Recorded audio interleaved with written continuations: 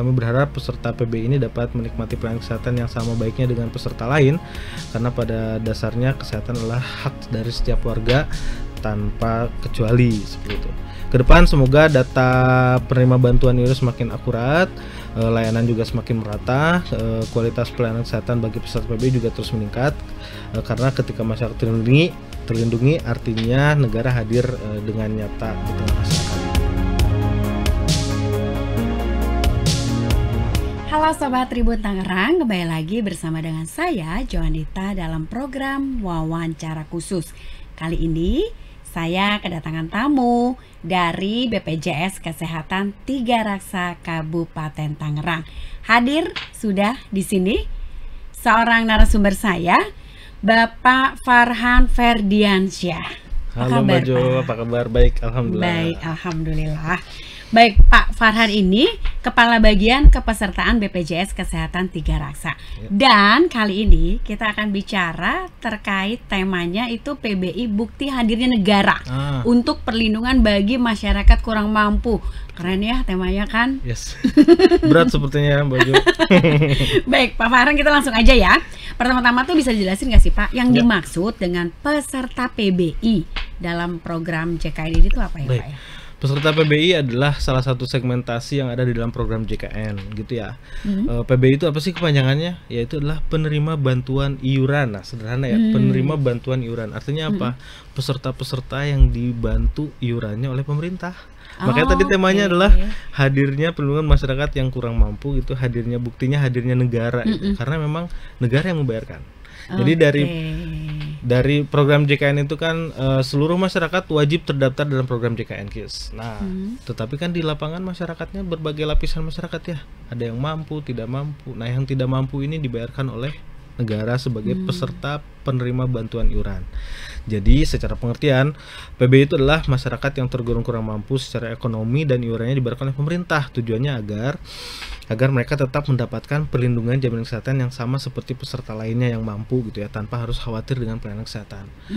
Dulu peserta yang belum ada peserta PBI ini atau JKN ini, dulu kan namanya programnya Jamkesmas atau Jamkesda, gitu ya. Orang tidak percaya diri untuk berobat karena takut biaya pelayanan kesehatannya mahal, gitu ya. Nah, sekarang dengan PBI ini masyarakat bisa berobat selama dia sudah didaftarkan oleh pemerintah. Nah, PBI itu pun ada dua. Ada dua tuh. Ada peserta penerima bantuan iuran yang dibayarkan oleh pemerintah pusat, atau di lapangan itu ininya suka penyebutannya ada PBI APBN, artinya adalah peserta penerima bantuan iuran yang dibayarkan oleh belanja negara atau pemerintah pusat. PBI APBN. PBN ya. PBN. Ada juga yang disebut dengan PBI APBD, yaitu adalah yang dibayarkan oleh pemerintah daerah. Nah, itu ada dua itu. Dulu istilahnya ada Jamkesda, gitu kan ya. Kemudian Jamkesda itu diintegrasikan menjadi program JKN menjadi peserta PBI APBD tadi itu. Kemudian istilahnya berubah menjadi peserta PBPU yang didaftarkan oleh Pemda. Nah, jadi tidak lagi mengacu ke dalam pengertian PBI yang fakir miskin. Jadi pemerintah daerah selama mau membantu masyarakatnya bisa dibantu oleh pemerintah daerah dengan penerima bantuan iuran dari belanja daerah itu, seperti itu. Oke, baik. Dan ini kelasnya kelas 3. Tadi kalau segmentasi yang lain seperti peserta penerima upah itu minimal kelas 2 atau 3, kelas 2 atau kelas 1 sesuai dengan upah yang dibayarkan. Kalau PNS sesuai dengan golongan pangkatnya. Tapi kalau untuk PBI karena dibayarkan oleh pemerintah, maka haknya memang di paling bawah, yaitu di kelas 3. Dan itu tidak boleh naik kelas di rumah sakit, seperti itu. Baik. Tapi semua setara kan, semua PBI tadi satu itu semua dapat ya Pak ya? Iya, masyarakat yang didaftarkan oleh pemerintah mendapatkan haknya kelas 3. Tapi yang membedakan di rumah sakit hanya akomodasi kelasnya aja. Jadi untuk pelayanan kesehatan seperti gak mungkin kelas 3 dijahitnya pakai benang apa gitu. Tapi maksudnya adalah hak yang membedakan adalah hak akomodasi kelasnya aja, ruang kelasnya aja. Sisanya pelayanan medisnya sama dengan kelas 1. Nah, itu ini saya mau tanyakan. Semoga pelayanan kesehatan tetap sama ya, antara yang kelas 1, kelas 2 maupun kelas 3 ini. Ya, haknya akomodasi hak kelasnya saja. Baik, benar sekali Pak Farhan. Lalu kemudian siapa aja sih yang berhak menjadi peserta PBI dan seperti apa proses penetapannya? Pasti ada ketentuannya dong ya. Betul. Jadi untuk yang tadi disampaikan ada 2 ya. Kalau untuk peserta PBI APBN atau dibayarkan oleh pemerintah pusat, itu diatur di teknisnya juga di dalam Permensos di Kementerian Sosial. Berkembang adalah maksudnya istilahnya terus berkembang. Tapi yang dimaksud dengan PBI ini adalah masyarakat yang tergolong kurang mampu secara ekonomi gitu ya, masuk ke dalam fakir miskin. Kalau dulu masuk ke dalam data, istilahnya data DTKS, data terpadu kesejahteraan sosial, tapi berkembang akhirnya ini menjadi data DTSEN. Kalau dilihat perkembangan di berita ya, tetapi intinya sama sih, sebenarnya intinya sama, diatur oleh Kementerian Sosial gitu ya. Kemudian penetapan PBI ini dilakukan berdasarkan data yang diusulkan oleh pemerintah daerah, diverifikasi kemudian oleh Kementerian Sosial. Pemerintah daerah itu di mana sih? Pemerintah daerah itu adalah di masing-masing desa. Jadi desa itu ada aplikasinya dibuatan Kementerian Sosial untuk melakukan verifikasi validasi data yang berhak untuk mendapatkan peserta yang dibantu oleh pemerintah, yaitu masuk ke dalam PBI APBN itu. Nanti kemudian secara aplikasi diusulkan oleh pemerintah daerah masuk ke dalam Kementerian Sosial. Nanti Kementerian Sosial akan mengajukan ke Kementerian Kesehatan. Kementerian Kesehatan kemudian akan mendaftarkan ke BPJS Kesehatan secara terpusat, seperti itu. Nah, kalau untuk peserta PBI APBD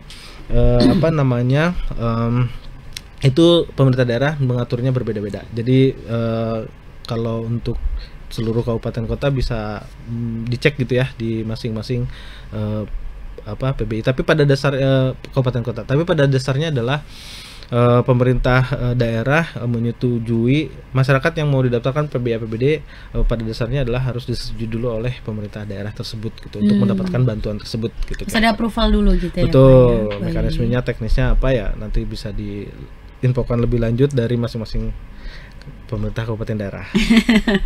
Baik, Pak, kalau misalnya kita boleh tahu nih jumlah peserta PBI yang sudah terdaftar di wilayah Kabupaten Tangerang tentunya. Siap, betul.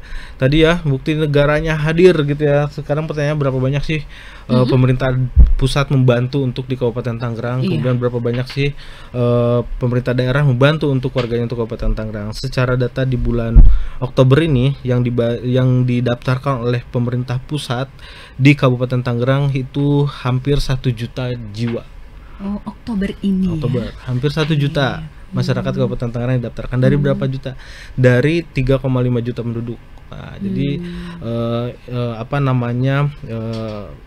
1 juta dari 3 juta penduduk gitu ya, 3,5 juta. Jadi berapa persennya tuh dari penduduknya. Kemudian pemerintah daerah juga sudah mendaftarkan juga nih sebanyak hampir 780 ribuan dari peserta yang didaftarkan oleh pemerintah daerah dari jumlah penduduk 3,5 juta gitu. Jadi pemerintah daerah membantu sebanyak 780 ribuan. Pemerintah pusat membantu hampir 1 juta untuk warga Kabupaten Tangerang. Seperti itu. Untuk peserta PPU badan usaha sendiri itu ada sekitar 1.056.000 ribuan. Jadi hampir imbang dengan PBJK ya. Karena memang demografinya memang seperti itu. Kota industri gitu, walaupun UMK-nya sudah mulai meningkat, kemudian masyarakat yang tidak mampu masih banyak yang harus dibantu. Kira-kira begitu. Berarti sudah hampir nih ya Pak, hampir seluruhnya ya. Walaupun masih harus dikejar juga ya. Betul. Oke. Seperti itu. Baik Pak, kemudian gini dong, tentunya nih ya Pak, sinergi dari berbagai pihak ya, jadi kunci penting gitu ya. Nah, kemudian peran dari pemerintah daerah sendiri nih dalam keberhasilan program PBI ini tuh gimana Pak? Ya, pemerintah daerah dalam hal ini sangat penting karena pemerintah daerah yang punya wilayah gitu ya, otoritas begitu, rumah sakit, izin dan segala macam, sehingga tentu pemerintah daerah sangat penting perannya dan strategis dalam keberhasilan program JKN ini. Kemudian pemerintah daerah juga sebagai ujung tombak dalam melakukan pendataan warga yang tidak mampu nih, karena tadi PBI APBN atau yang diatur oleh Permensos itu kan pendaftaran atau proses verifikasi validasinya ada di Dinas Sosial yang harus dikerahkan oleh pemerintah daerah juga, mendorong untuk verifikasi verifikasi validasi memastikan masyarakat yang tidak mampu mendapatkan bantuan dari pemerintah pusat tersebut. Kemudian selain itu juga pemerintah daerah juga berperan dalam meningkatkan kesadaran masyarakat nih atas pentingnya program JKN ini, serta mendorong agar pelayanan kesehatan di fasilitas kesehatan daerah, terutama yang juga milik pemerintah daerah seperti rumah sakit umum daerah, puskesmas gitu ya, untuk melayani peserta PB ini juga dengan baik seperti itu. Kemudian kolaborasi antara BPJS Kesehatan, kantor cabang, dinas sosial, dinas kesehatan atau perangkat daerah lainnya menjadi kunci agar program ini tetap efektif seperti itu. Dengan sinergi yang baik, kita bisa memastikan bahwa masyarakat yang benar-benar membutuhkan dan mendapatkan perlindungan kesehatan secara menyeluruh dapat terlayani dengan baik seperti itu. Oke, keren banget ya. Semoga nanti semuanya bisa adil dan merata di Kabupaten Tangerang, masyarakat dapat fasilitas kesehatan yang sama, manfaatnya pun juga dirasakan secara bersama-sama. Gitu ya Mas, ya Pak ya. Baik, terakhir nih Pak Farhan, apa sih harapan Anda terhadap keberlanjutan dari program JKN ini khususnya bagi segmen PBI ke depannya? Silakan. Harapannya adalah program JKN ini untuk segmentasi PB ini ke depan tidak hanya terus berlanjut, tapi juga semakin merata jangkauannya gitu ya. Kemudian banyak masyarakat yang masih kesulitan mengakses layanan kesehatan bisa diakomodir. Nah, mungkin pesannya adalah bagi masyarakat yang kemudian dibantu oleh pemerintah tetapi mampu, mohon untuk segera pindah segmen menjadi peserta mandiri dan membayar iur, karena masyarakat yang tidak mampu itu kemudian yang harus diakomodir gitu ya, daripada masyarakat yang mampu. Mohon untuk bisa beralih segmen menjadi peserta mandiri dan aktif membayar iur secara rutin untuk menjaga keaktifan kepesertaannya. Kemudian dukungan pemerintah pusat dan daerah juga, kami berharap peserta PB ini dapat menikmati pelayanan kesehatan yang sama baiknya dengan peserta lain, karena pada dasarnya kesehatan adalah hak dari setiap warga tanpa kecuali seperti itu. Kedepan semoga data penerima bantuan iur semakin akurat, layanan juga semakin merata, kualitas pelayanan kesehatan bagi peserta PB juga terus meningkat, karena ketika masyarakat terlindungi artinya negara hadir dengan nyata di tengah masyarakat. Itu yang penting ya Pak ya. Oke, sip. Terima kasih banyak Pak Farhan untuk segala penjelasannya dan juga waktunya sudah mau datang ke kantor kami jauh-jauh ya Mas, dari Tiga Raksa gitu ya. Dan semoga informasi ini semakin menumbuhkan kesadaran kita bahwa program PBI benar-benar menjadi bukti hadirnya negara dalam melindungi masyarakatnya. Saya dengan Joanita Arif pamit undur diri. Terima kasih dan sampai jumpa.